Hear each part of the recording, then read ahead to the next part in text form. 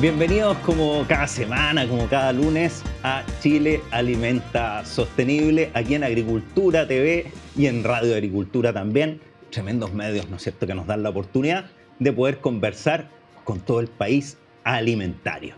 Y qué mejor que como cada semana conversar con nuestra amiga María Emilia Undurraga.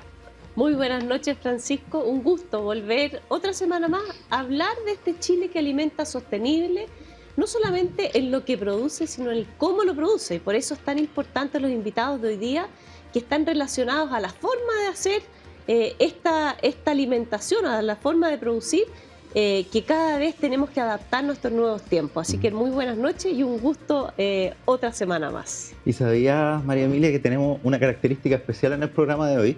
Que los dos entrevistados de hoy son extranjeros, ¿eh? Son extranjeros que viven en Chile actualmente, que se desempeñan profesionalmente en Chile, en el sector alimentario, pero provienen de otro país, algo que es propio también hoy en día de la realidad del mundo, ¿no es cierto? Y la realidad de Chile, cada vez con más inmigración en este caso también súper calificada, de personas que están haciendo un aporte importante, relevante al país y al sector agroalimentario. Y les vamos a presentar en esa línea a Marco Coccione. Marco es licenciado en Ciencias Internacionales y Diplomáticas de la Universidad de Génova de Italia y es máster oficial en América Latina Contemporánea y sus relaciones con la Unión Europea en la Universidad de Alcalá en España. Con experiencia internacional, ha estado en Italia, Alemania, España, acá en Chile, en República Dominicana, Colombia, Costa Rica. Dedicado también al tema de los organismos internacionales, organizaciones no gubernamentales, think tank, instituciones académicas y consultoras. Actualmente trabaja en una consultora acá en Chile y fue el experto a cargo de un estudio de comercio justo y sus relaciones con Europa. En Chile, comercio justo en Chile y sus relaciones con Europa, en el marco de un proyecto de la Unión Europea que él nos va a contar también de qué se trata. Bienvenido, Marco, a nuestro programa. Muchísimas gracias por la invitación y bueno, un placer estar acá, compartir un poquito de este trabajo que estamos haciendo en comercio justo en Chile. Oye, muy buenas noches, Marco. Y buenas noches. Bueno, cuéntanos, empecemos por el estudio. Qué importante es conocer la línea base, en qué estamos, porque como lo hemos conversado acá, este gran desafío de alimentar de forma sostenible es un proceso, es un camino. Es difícil decir que uno logra el objetivo final, sino más bien cómo nos vamos adaptando día a día con lo que requiere de nuestro sector, que es producir estos alimentos. ¿Cómo estamos a nivel de país, Chile, con respecto a otros países en este desafío de producir con comercio justo? Perfecto. Bueno, este estudio es una actualización de un estudio que se había ya hecho en 2015-2016 con el apoyo del Ministerio de Economía. Y aquí las organizaciones de comercio justo hacen incidencia con la delegación de la Unión Europea para poder empezar un proyecto acá en Chile, y este estudio es una parte de un resultado de este proyecto, así como el estudio sobre producción orgánica en el país. Y la fotografía es, por un lado, bien interesante, pero también con algunas preocupaciones, ya sobre todo para las organizaciones de comercio justo. Aquí en el país existen, podemos decir, unas 50 organizaciones. El número ha variado en los últimos años, pero más o menos se ha mantenido en eso. En el momento del estudio habían 46 organizaciones certificadas en comercio justo, con los diferentes tipos de esquemas de certificación, tanto en el rubro agrícola como en el rubro del producto de artesanía, ¿ya? Y digamos que hay una variedad interesante de productos, pero pocas organizaciones respecto a otros países como podrían ser Perú, Colombia, donde hay más de 200 organizaciones certificadas en comercio justo, y entonces también los volúmenes de producción son mucho más y de exportación son mucho más importantes. Y hay temas que obviamente preocupan a las organizaciones chilenas porque por las particularidades de las producciones en Chile, ¿no? Los productos de comercio justo, los productos que se producen acá y se exportan, son similares a los productos que se producen, por ejemplo, en Europa, ¿ya? No hay tanta competencia en términos de productos, sino hay mucha complementariedad, porque, o sea, sí hay competencia, pero no complementariedad, porque el vino, la miel, las nueces, frutos secos o los berries, etcétera, son productos que también se producen en Europa, ¿no? Y como en Europa ya hay una vuelta mucho más importante a la compra local, a la compra sostenible también, a cooperativas, organizaciones de pequeños productores locales, claro, ya el consumidor europeo responsable está tratando de encontrar productos locales, ¿no? Oye, Marco, perdón por interrumpirte, quizás deberíamos haber partido con esa pregunta. Para quienes nos están escuchando y viendo, ¿qué es lo que es comercio justo? ¿Qué define un producto en el fondo en esta categoría de comercio justo? Ya. Bueno, hay que entender el comercio justo como un movimiento socioeconómico global internacional cuya experiencia pionera empezaron en la segunda posguerra, finales de los 40, principios de los 50, y el objetivo era equilibrar las relaciones comerciales entre el norte, digamos, consumidor y el sur productor. Cuando estamos hablando del sur global, América Latina, África, Asia, de donde vienen muchas de la materia prima que se comercializan en la cadena de valor globales a nivel internacional, especialmente en alimentos, ¿no? Y este movimiento entonces empieza a plasmar unos principios básicos para poder considerar a una organización de productores, pero también a una organización de comercializadores como organizaciones de comercio justo. Y hay principios que tienen que ver tanto con la producción como con la comercialización, aspectos económicos, aspectos sociales, aspectos ambientales, y de hecho se considera el comercio justo como uno de esos movimientos socioeconómicos internacionales que abarca todos los aspectos, incluso de construcción de ciudadanía, ¿ya? Entonces aspectos políticos, además de sociales, económicos, ambientales, políticos no en sentido partidario, sino justamente de construcción de ciudadanía, ¿ya? Y que involucra a diferentes actores, desde un pequeño productor en su finca, en su parcela, hasta el consumidor a otro lado del mundo, ¿ya? Pasando por exportadores, importadores, organizaciones de comercio justo, obviamente, tiendas de comercio justo, fabricantes, pero incluyendo también actores públicos como organismos internacionales, naciones, Estado, obviamente, autoridades públicas, locales, regionales, nacionales y supranacionales, como puede ser la Unión Europea, que ha jugado un papel fundamental en reconocer el comercio justo como un enfoque único para el desarrollo sostenible, ¿ya? Y hay muchas ya, obviamente, declaraciones y documentos de la Unión Europea que valoran el esfuerzo del comercio justo e instan también las instituciones de la Unión Europea, además de los Estados miembros, a apoyar el comercio justo, no solamente en las políticas de cooperación internacional, sino en la política, por ejemplo, interna de los países, de abastecimiento, de comercialización con sentido, etcétera, etcétera. Entonces hay que entenderlo de esa forma, muy, digamos, global y al mismo tiempo local, porque hay muchos actores que intervienen en toda la cadena. Y bueno, lamentablemente muchas personas creen que el comercio justo sea una certificación, ¿no? Y ese es el error que se hace. ¿Por qué? Porque la certificación se ha convertido en una herramienta muy importante para poder ampliar la llegada de los productos de comercio justo al mercado tradicional, y ya no solamente en tiendas de comercio justo como era al principio, sino en los supermercados, en el retail, en el mundo de la gran distribución, etcétera, etcétera. Muchas veces cuando a mí me ha tocado entrevistar a personas que están en emprendimientos relacionados a comercio justo, se relacionan con acortar los canales de comercialización y llegar más rápido desde el productor a el que vende finalmente, y que por lo tanto el pago económico sea más justo y más alto, por supuesto, a ese proveedor original. Más allá de ese factor, ¿qué otros factores son los que se miden para decir el comercio justo? Más allá de ese justo pago, ¿no es cierto?, de esa justa retribución económica a quien produjo. Bueno, normalmente quizás si lo vemos al revés es más fácil, porque una producción que no es justa con los seres humanos y no es justa con el medio ambiente tiene externalidades que no se incluyen en el precio final, ¿ya? Entonces, cualquier productor que no produce en condiciones justas, socialmente y medioambientalmente, puede vender con un precio barato un producto. Y nosotros, o sea, nos han acostumbrado a los consumidores a querer un precio barato, a comprar productos baratos, pero sin saber lo que significa comprar un precio bajo, ¿no?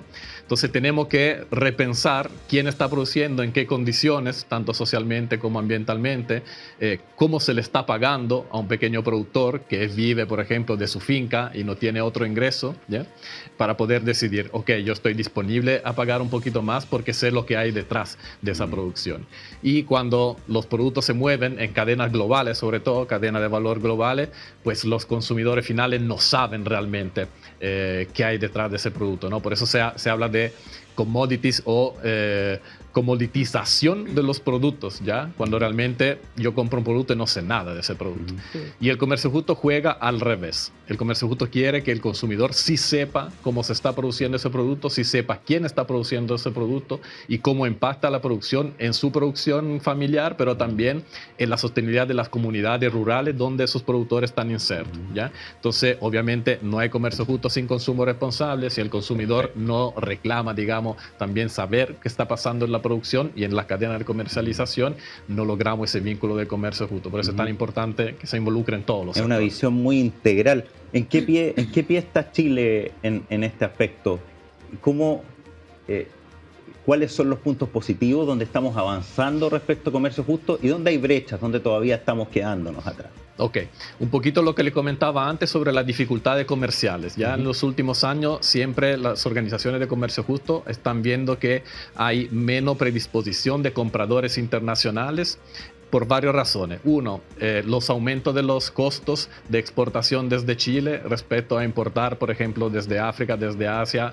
Los costos están aumentando mucho. Los costos de vida también en Chile están aumentando. Entonces, el mismo precio de un producto producido en Chile ya va a ser más caro que otro producto producidos en otros países y eso dificulta. Y también la situación, digamos, macroeconómica del país, miembro de la OCDE, por ejemplo, y eso hace reflexionar también a los importadores por qué tendría que importar un producto de Chile cuando lo puedo importar de otro producto que está en situaciones macroeconómicas peores respecto a Chile, ¿ya?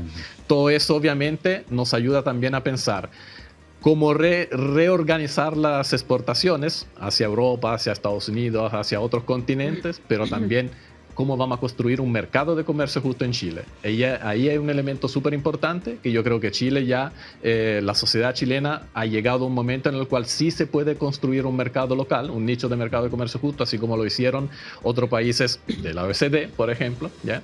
Pero ahí se necesita un fuerte impulso público-privado. Por un lado, políticas públicas que claramente definan la importancia de hacer, por un lado, adquisiciones públicas, ¿ya? Que valoren la compra con alto impacto social, como ya está incluido también en el reglamento de la ley de compras públicas, pero que se aplica poco, lamentablemente.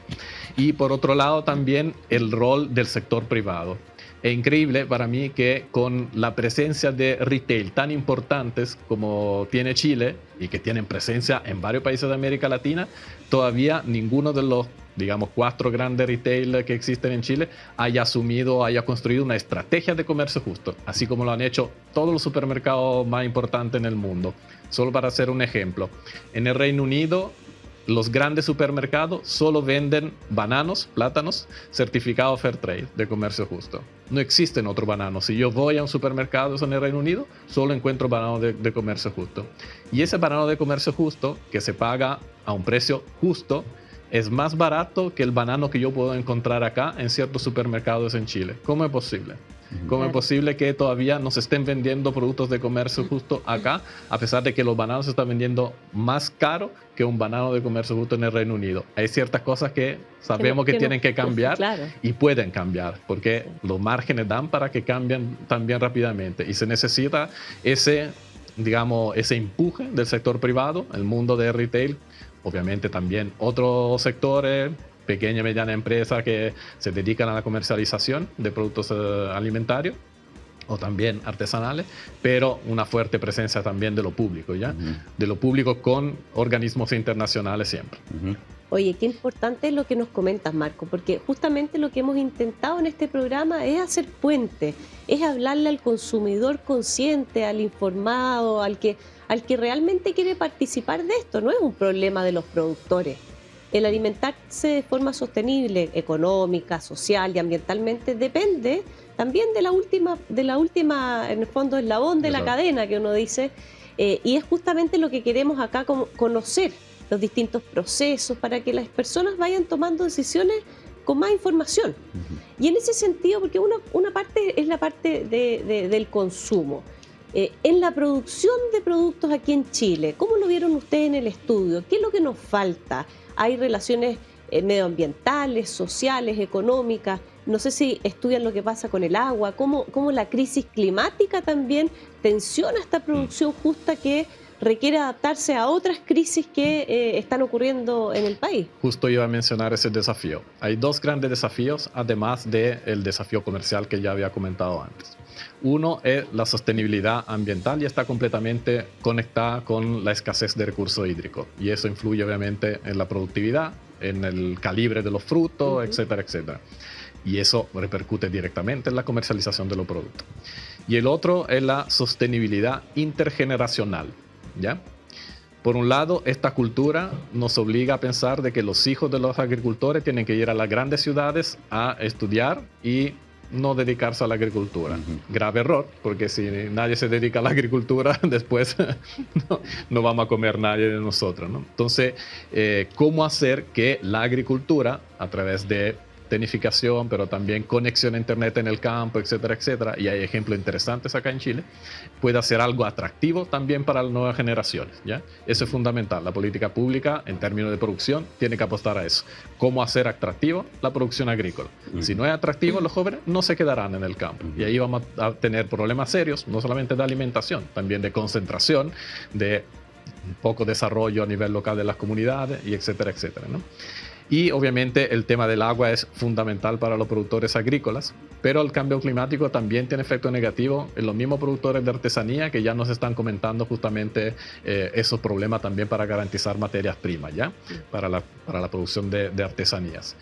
Para los productores de artesanías también fundamental el relevo generacional, porque ahí vemos que las mujeres sobre todo protagonizan, la transmisión de la sabiduría de los oficios a sus familias, pero claramente, lo hemos visto claramente, no pueden vivir solo de artesanías, la familia artesana, ¿ya?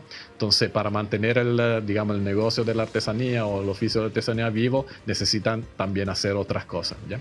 Y eso, claro, dificulta al final porque al no dedicarle mucho tiempo, al no tener una producción abundante, etcétera, terminas aumentando los costos de los productos que estás vendiendo, y todo tiene un círculo, negativo finalmente en la comercialización de los mismos productos de comercio justo.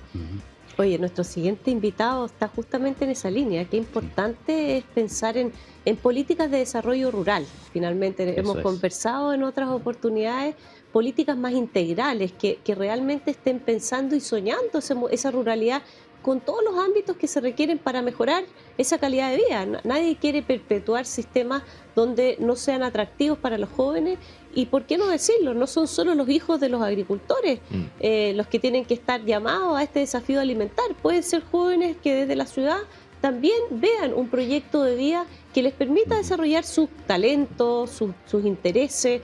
Qué importante es poder entender eso.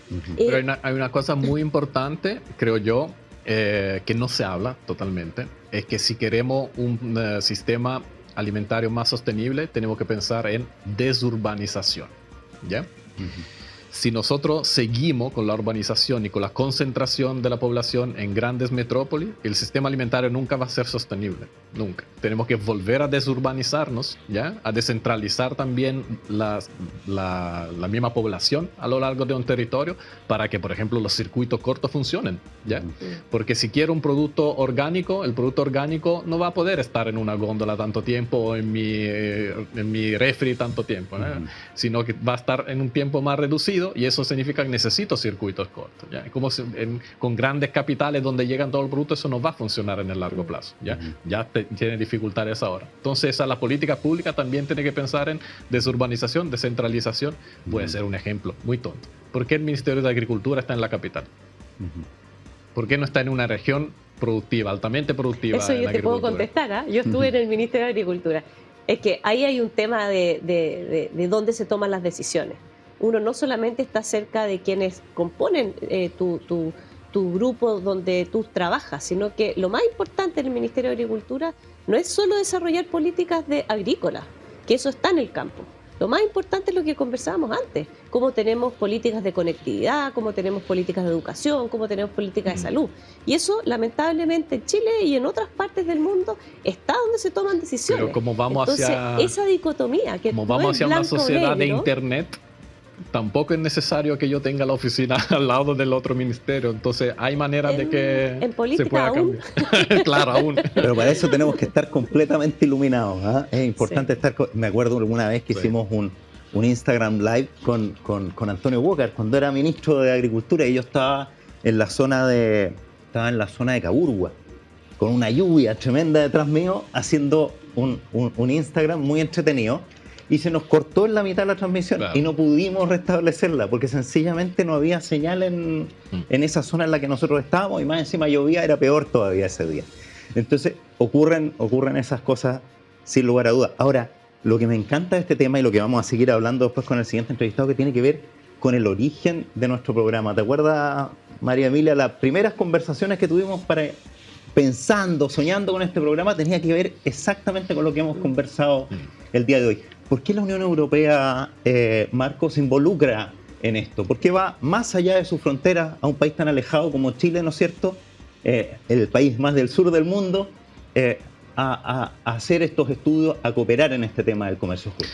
Bueno, como le comentaba antes, la Unión Europea desde un comienzo ha apoyado mucho el comercio justo en Europa, y en por ejemplo, una estrategia de comercio que creó la Comisión Europea, se hablaba claramente de involucrar a las delegaciones de la Unión Europea en los diferentes países del mundo donde está presente, a que promuevan también actividades de comercio justo, ¿ya? Y aquí, un poquito en respuesta a eso, pero también al lobby positivo que hicieron las organizaciones de comercio justo desde Chile, digamos que se ha logrado a poder presentar un proyecto de ese tipo desde la delegación hacia la Comisión Europea en Bruselas, y que fuera aprobado para poder trabajar comercio justo desde aquí, ¿ya? Hay países como Chile, Argentina, Brasil, donde este tipo de trabajo tiene más empuje que en otros, ¿ya? Por el mercado interno, por la sensibilidad de los consumidores, etcétera, etcétera. Entonces se valoran también justamente esos esfuerzos, y aquí había una sensibilidad también importante. ¿Por qué? Porque también se construyeron, digamos, unas primeras mesas de diálogo interinstitucionales que van hacia la promoción del comercio justo, el rol de las mujeres en el comercio justo. Entonces, por eso esperamos que también este proyecto, digamos, le dé un nuevo impulso también a nuevas actividades relacionadas en el país. Oye, y desde el punto de vista de lo que estás haciendo también, y más desde lo vocacional, ¿qué te trae a Chile? ¿Cómo llegas a Chile? ¿En este proyecto llegaste o desde antes estabas acá, habías venido en oportunidades anteriores? ¿Qué te conecta con nuestro país? Mira, fue mi segunda casa, digamos, al principio, porque llegué aquí en 2005 la primera vez, y era la primera vez que yo vivía en un país latinoamericano, ¿ya? Entonces hay una conexión también personal importante con Chile. Trabajaba en otras cosas, después volví en un segundo momento, y regresé en 2017, desde 2017 vivo acá, y he trabajado temas de comercio justo, estoy trabajando temas de sostenibilidad con la consultora Gestión Social donde estoy trabajando ahora, y esta sostenibilidad de las cadenas de valor es finalmente el elemento clave, el tema clave para el comercio justo, ¿no? Sostenibilidad desde el pequeño productor hasta el consumidor responsable, ¿no? Donde todos los actores están involucrados de manera integral, como comentabas antes.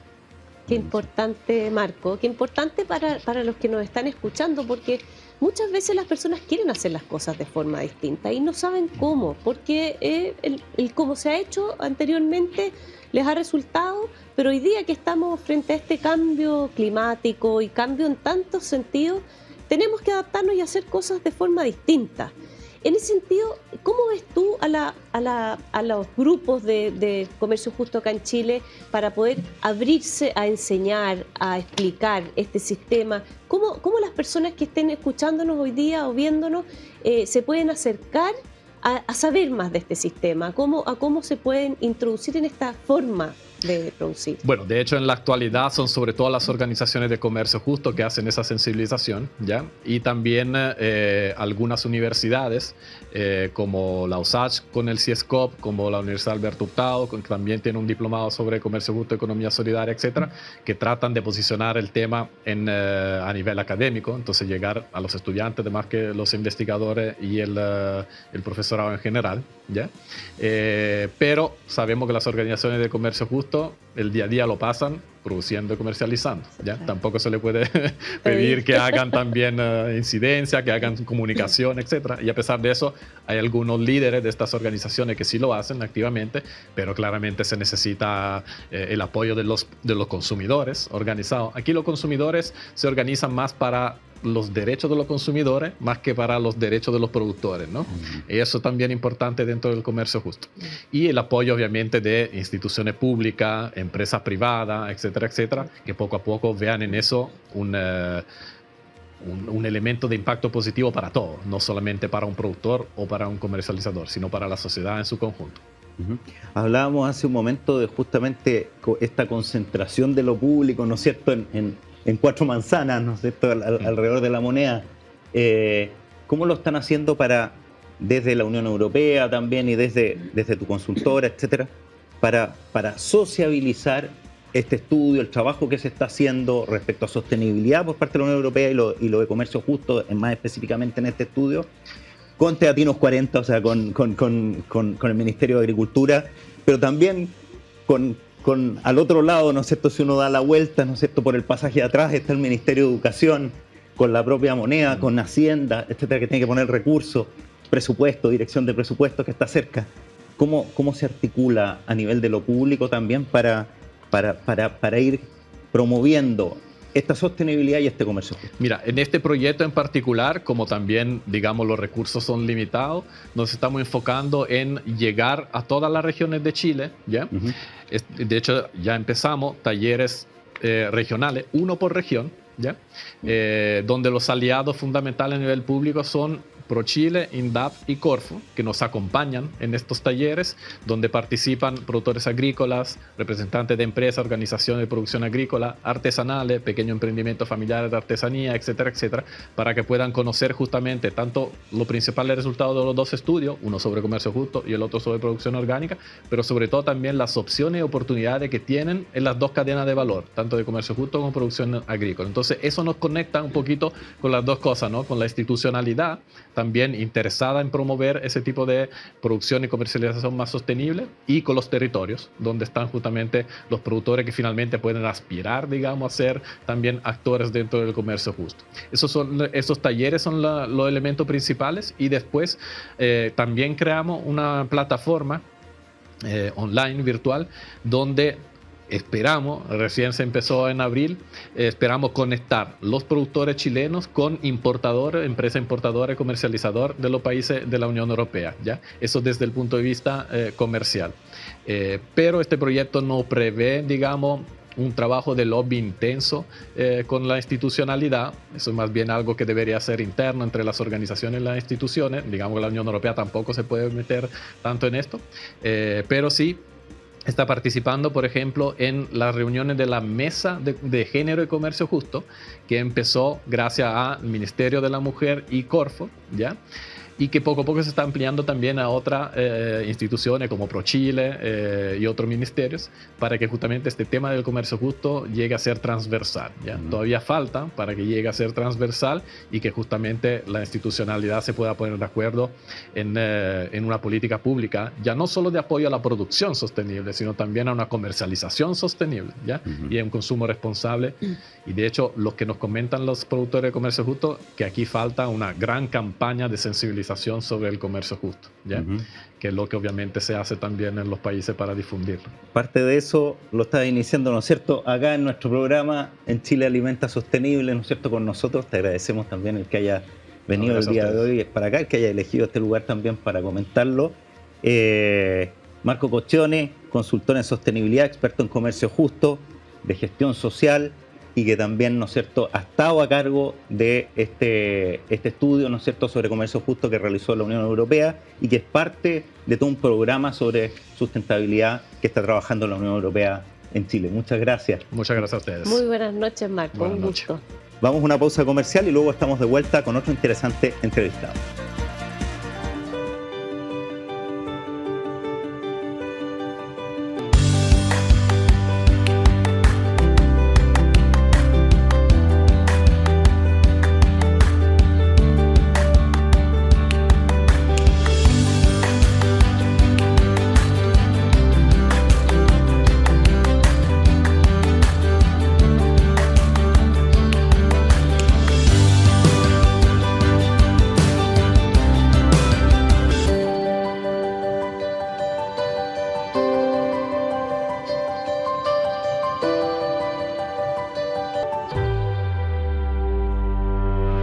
GranoSigm, completa línea de soluciones enzimáticas en las que Granotec Latam imprime toda su experiencia y trayectoria en el tratamiento de harinas y elaboración de productos horneados.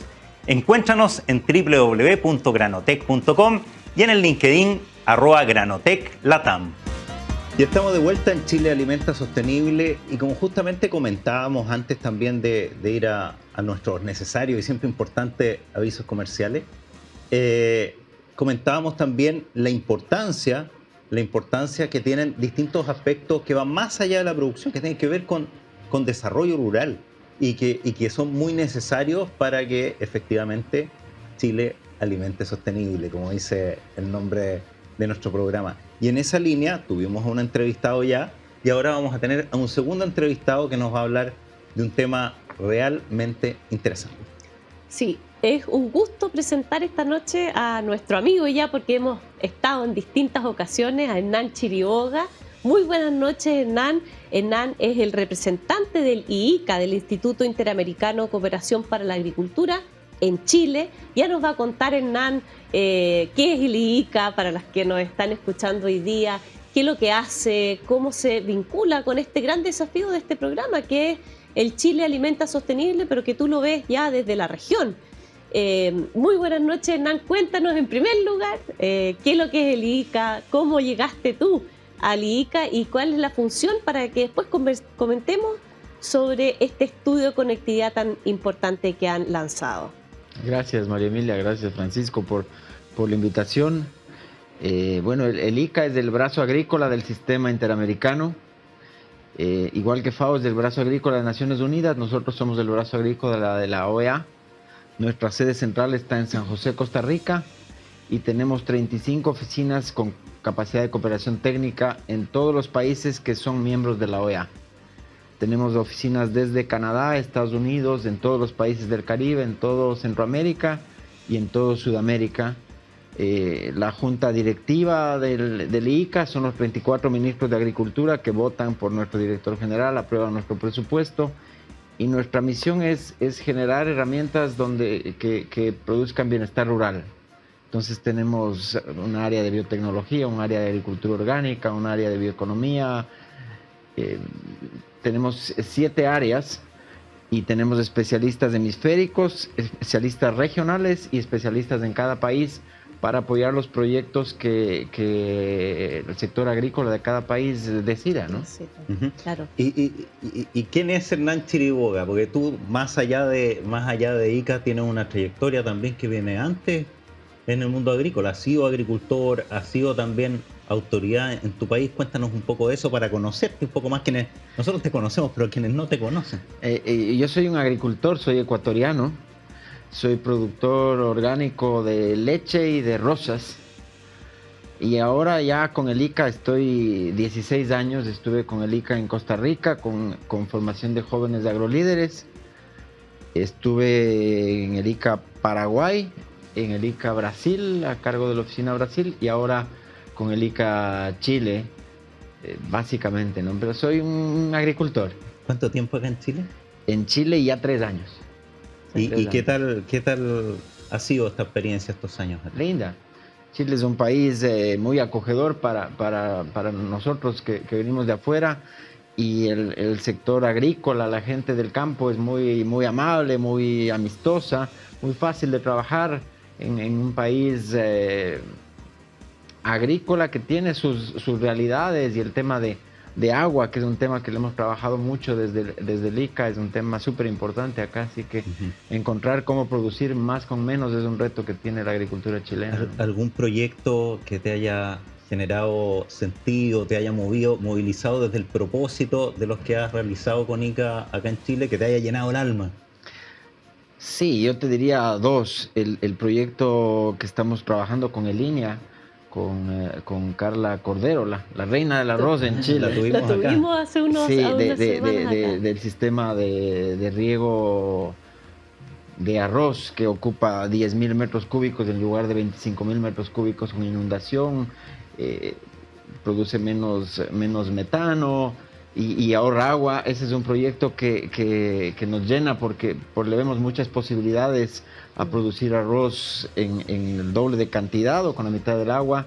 Este proyecto de huertas móviles para agricultura urbana y periurbana también es algo que nos motiva, que tiene este sistema de riego con vasijas de greda. Fantástico. Y podemos producir con la mitad del agua que un sistema por goteo. Es un sistema sustentable, generamos desarrollo rural porque la idea es que las vasijas se produzcan en la zona donde estarían las huertas, entonces generamos artesanato y se le pone una vez por semana agua en la vasija y se puede producir de 4 a 6 hortalizas con 2.500 pesos que cuesta una vasija. ¿Y esto qué? Y se vende por 2.500 pesos y esto se está distribuyendo a lo largo de Chile, ¿a través de quién? ¿Cómo se hace? Estamos trabajando ahorita con algo de municipios y con gobiernos regionales, pero también con el ministerio para desarrollar la capacidad productiva de las vasijas en las diferentes zonas y para mostrar cómo hacer una huerta. Esto es más para agricultura urbana y periurbana, para ponerla dentro del apartamento, en un patio y producir las hortalizas y comer más saludable, autoabastecimiento agroecológico, porque también la idea es producirla de manera sustentable, ¿no? Claro, porque es importante también que desde la ciudad tengamos una cultura respecto a cómo producir alimentos de manera sostenible. Nos ayuda también a aprender, a entender. Así es simple. También trabajamos con algunas escuelas, con los niños que hacen su huerta, meten las manos y se llevan esta inquietud a sus casas para tener una huerta y producir hortalizas de manera más saludable. Nos conecta, eso es lo que hablábamos antes. Qué importante es conectarnos con lo que significa producir alimentos. Desde la ciudad muchas veces estamos desconectados y por eso quizás no ponemos el valor de lo que representa esa producción de alimentos que se da en todos los rincones del país. Nos tocó con Hernán ver varios proyectos en Araucanía. Hay un proyecto muy bonito, el trabajo que están haciendo con el INDAP, de desarrollo rural. Y quizás ahora saltar a lo que hoy día nos convoca, porque son muchos los ámbitos donde el IICA aporta. Pero estamos recién viendo este estudio que hicieron de conectividad rural en América Latina y el Caribe, Hernán. Hablábamos con el invitado anterior, qué importante es estar conectado para esa calidad de vida que requiere no solamente producir los alimentos, sino que conectarnos desde la salud, la educación y todo lo que aspiran los jóvenes hoy día para poder seguir viviendo en esos territorios donde se produce la alimentación. Cuéntanos de este estudio, Hernán. ¿Cómo estamos a nivel de Latinoamérica? ¿Cómo está Chile con respecto a los otros países y cuáles son los desafíos que se vislumbran en este estudio? Mira, uno de los hallazgos que salieron del estudio es que el factor que más retiene a la juventud en el campo es tener una buena conectividad, un buen internet. Eso es lo que más aprecia a la juventud o más busca la juventud para quedarse en el sector rural o salir a las grandes ciudades de Latinoamérica. Este es un estudio que se hizo en Latinoamérica y finalmente determinó que hay 3 clústeres de países. Uno es de conectividad rural, porque es conectividad rural baja, conectividad rural media y conectividad rural alta, y Chile está en el clúster de conectividad rural alta, o sea que se están haciendo bien las cosas, pero todavía queda mucho camino por andar y mucha ruralidad que conectar. Oye, nosotros nos tocó con el desarrollo, la Política Nacional de Desarrollo Rural, estudiar la conectividad no rural chilena con respecto a otras ruralidades de Latinoamérica, que es el estudio, sino que comparar Chile, lo rural y lo urbano. Y el estudio que teníamos en ese entonces, que fue como cerca del 2018, mostraba que solo el 18% de los hogares rurales tenían conectividad fija, conectividad en el fondo digital, comparado con el 68% en el sector urbano.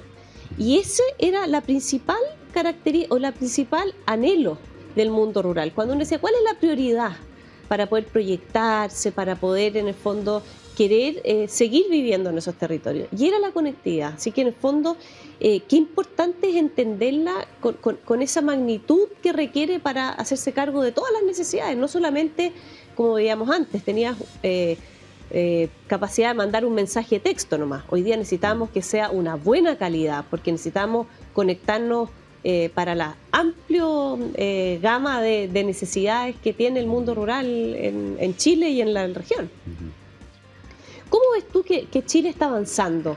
¿De la mano de quién? ¿Quiénes son sus socios? ¿Cómo podemos seguir? Porque lo hablábamos con Marcos anteriormente. Muchas veces uno le pide al Ministerio de Agricultura, al sector de la agricultura, que resuelva problemáticas que no son propias de su quehacer, sino que necesitan hacer puentes con otros ministerios. ¿Cómo ves tú que los distintos países de Latinoamérica están avanzando en esa relación con los otros que tienen que apoyar este desarrollo rural que no depende muchas veces del Ministerio de Agricultura?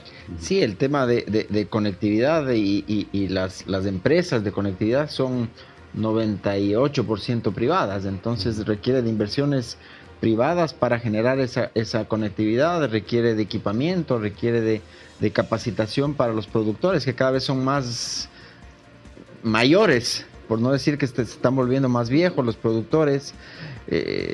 Entonces esa capacidad de sacarle utilidad a la conectividad y disminuir la brecha de conectividad que se ha disminuido. Este estudio habla de los últimos 2 años, del 2020 al 2022.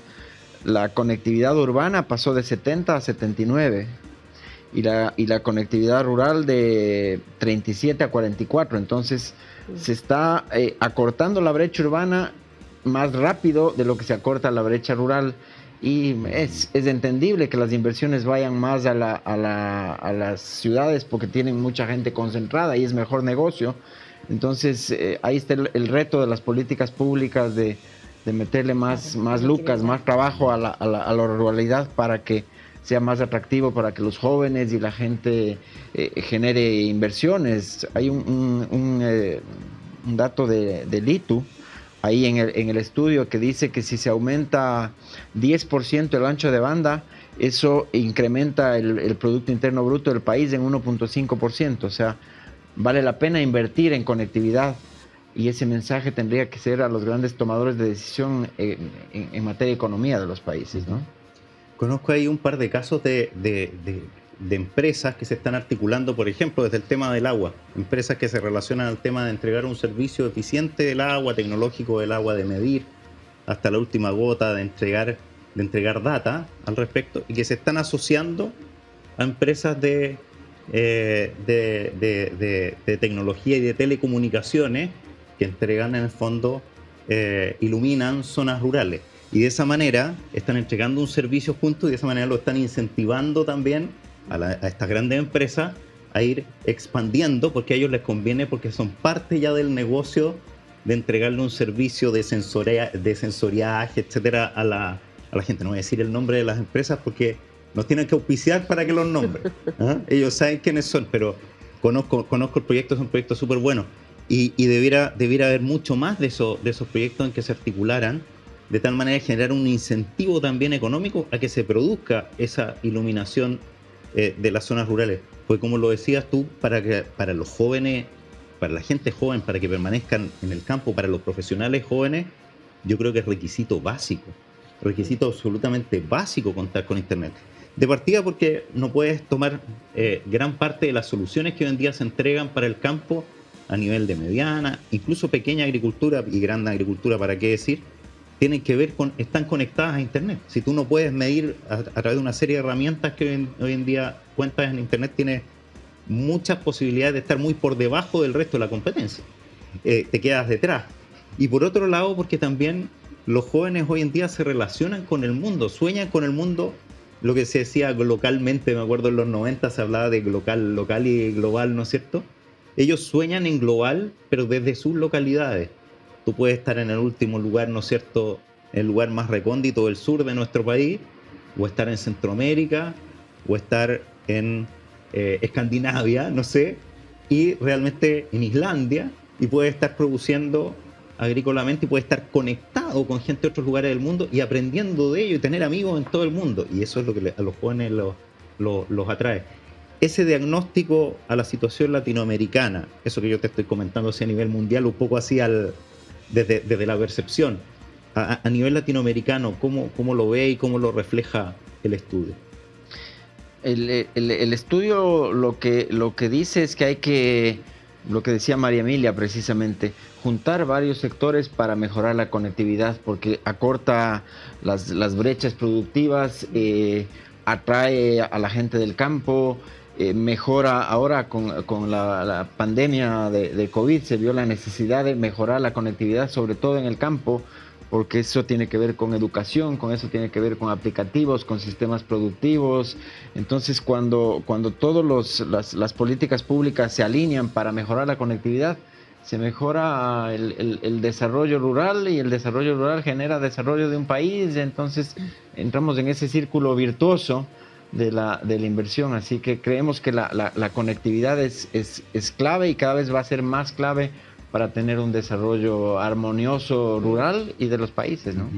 Oye, a mí me tocó, cuando estábamos en el ministerio, la negociación del 5G. Y los primeros borradores del 5G decían, como siempre pasa, partamos por las grandes ciudades y ahí vamos viendo. Y ahí tuvimos un trabajo me acuerdo, con la Asociación de Municipios Rurales, con distintos actores, donde hicimos la solicitud para que pudiéramos avanzar de forma en conjunto grandes ciudades y sectores rurales.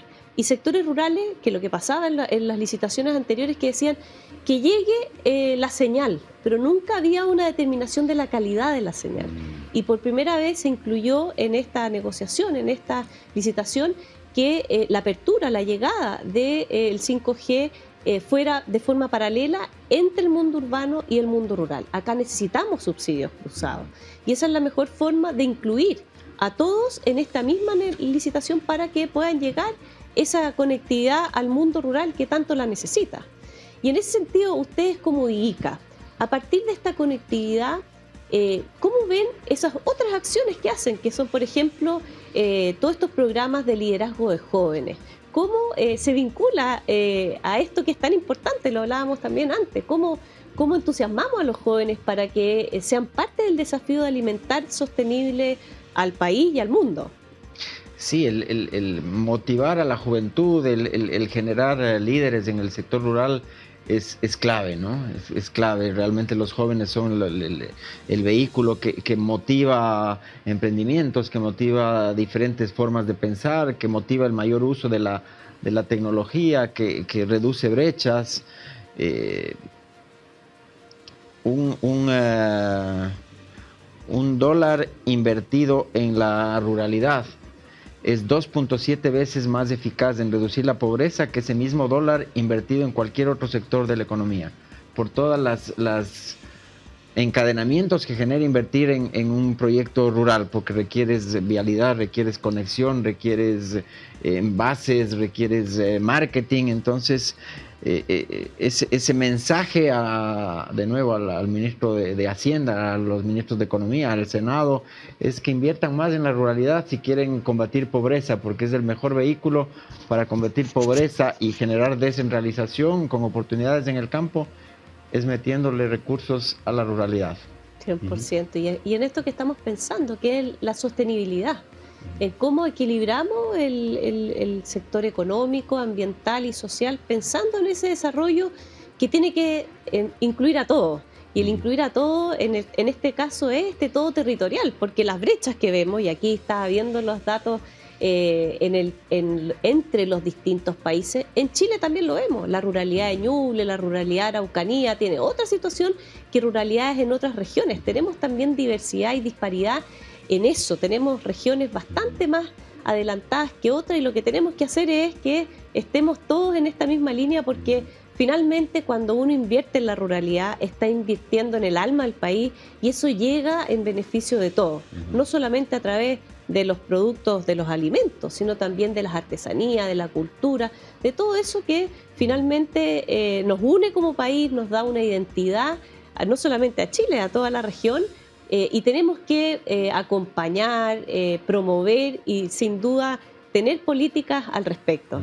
Interesante, María Emilia, que estos temas que hemos estado conversando contigo, con Hernán el día de hoy, también se reflejan en ejemplos concretos, que son los que movilizan. Al final uno puede, por supuesto, desarrollar un estudio que es muy bueno, pero cuando uno tiene ejemplos concretos de personas de carne y hueso, eso moviliza también a la acción en el mundo rural y en todo orden de cosas, ¿no es cierto? Y ustedes, hace unos días atrás, entregaron un reconocimiento a lo que llamaron las nuevas almas de la ruralidad en Chile.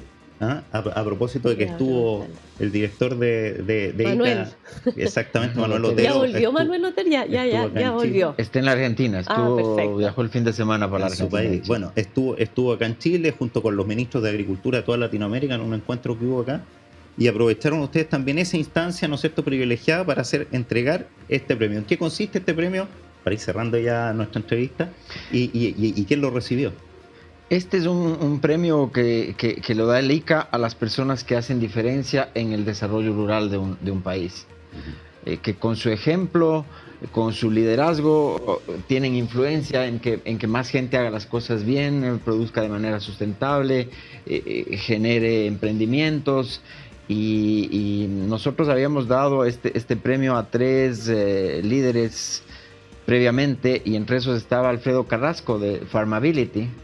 Alfredo tiene una discapacidad y ahora tiene su empresa Farmability, donde genera capacidades para que otros jóvenes, gente de la tercera edad, haga agricultura.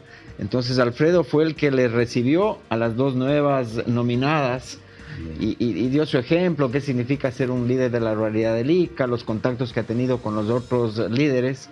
Y ahí reconocimos a Paulina Carrasco, que es una lideresa del sector lechero.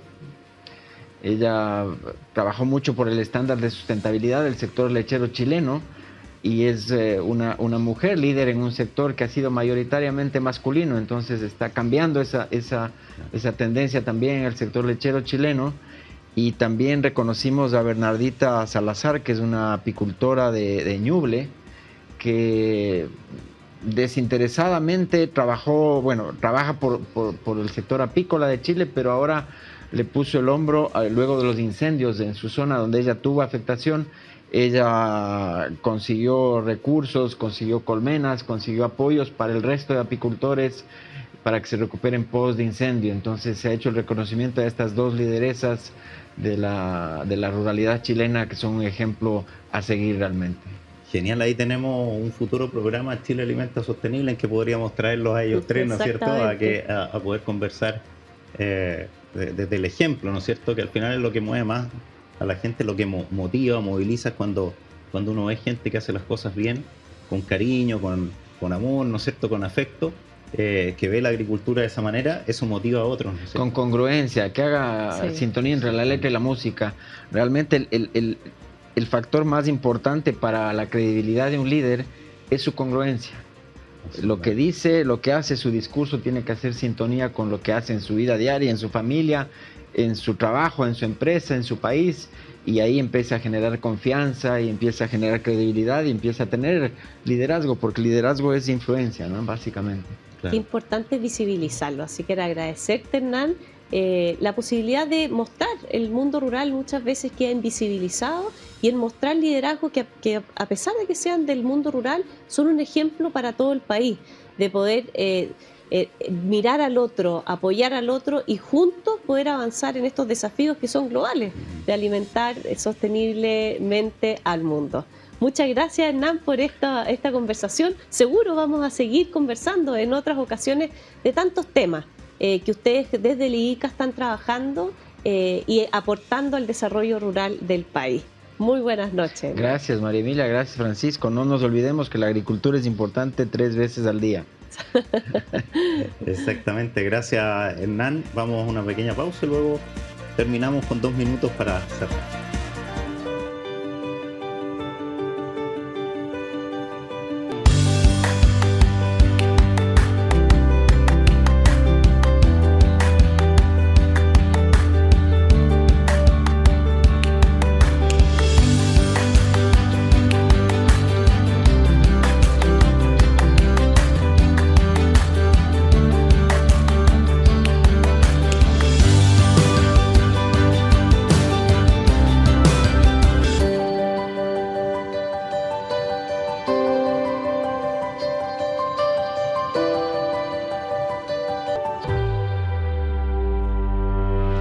GranoSign, completa línea de soluciones enzimáticas en las que Granotec Latam imprime toda su experiencia y trayectoria en el tratamiento de harinas y elaboración de productos horneados.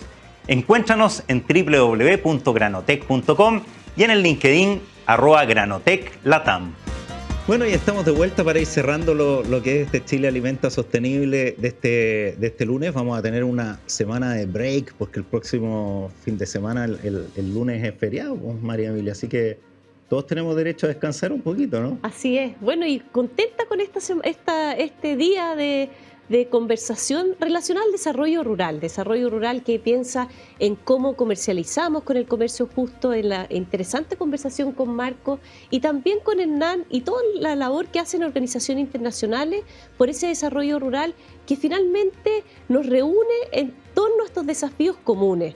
Tanto que aprender, tanto que seguir caminando, haciendo en conjunto con estos distintos actores. A mí me encantó el programa porque creo que nos lleva también al origen de lo que nos movió para iniciar este proyecto y que todos ustedes están siguiendo, y les agradecemos tanto también que se muevan por estos anhelos, por las cosas que uno sueña, ¿no es cierto?, y que comparte con otras personas.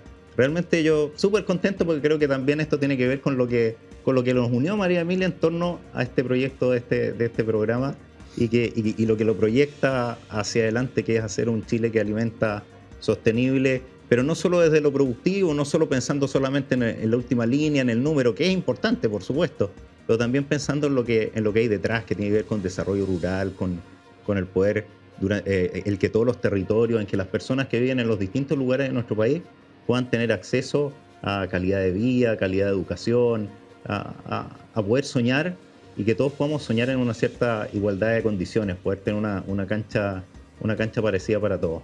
Sí, tal cual, alineado con las pasiones de cada uno, pues todos los que nos conocen saben lo importante que ha sido y que seguirá siendo el desarrollo rural, no solamente reconociendo, y quizás deberíamos terminar reconociendo a esos actores, a cada una de esas personas, mujeres, hombres, jóvenes, que están en los territorios rurales haciendo patria, alimentándonos, promoviendo la identidad, la cultura, las artesanías, hablábamos incluso en comercio justo, y que son el alma del país. Así que en el fondo reconocer a cada uno de ellos y a través de los que estamos relacionados de alguna u otra forma con este Chile que alimenta sostenible, hacerles también ahí un reconocimiento de esa labor que es muy silenciosa, que hay que visibilizar. Me encantó cuando nombraron a estas mujeres las lideresas de esos territorios, porque tenemos que promover esas formas de relacionarnos y de ser líderes en el Chile de hoy. De todas maneras, María Emilia, así que nos quedamos con eso, con esa forma de relacionarnos y enviándole a cada uno de ellos y ellas, los que están a lo largo de todo el país haciendo este Chile que alimenta sostenible, un abrazo apretado. Un abrazo. Nos vemos. Chao. Y mándenos también, mándenos propuestas, otros actores, otros personajes que les interese ir conociendo para poder ir profundizando en eso que es muy invisible para muchos. Ustedes son protagonistas de este Chile que alimenta sostenible. Nos vemos.